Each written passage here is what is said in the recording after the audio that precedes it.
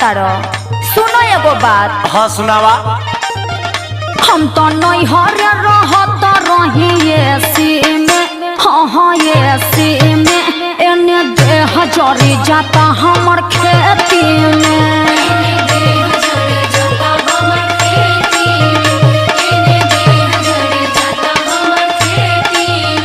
हम तो नहीं हरे रहत रही एसी में, हाँ हाँ एसी में, एने देह जरी जाता हमर खेती में।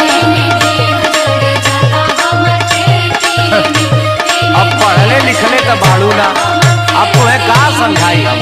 हाँ तो पढ़ लिख के तू उखाड़ ले बड़ा, हाँ खेतवा में जाके कलम चलावे ला। कौन कलम हो? खेतवा में कौन कलम चली? हाँ हाय फरसवा। अर्थवा फरसवा छोड़, आई फायदे के बाद सुन। मजा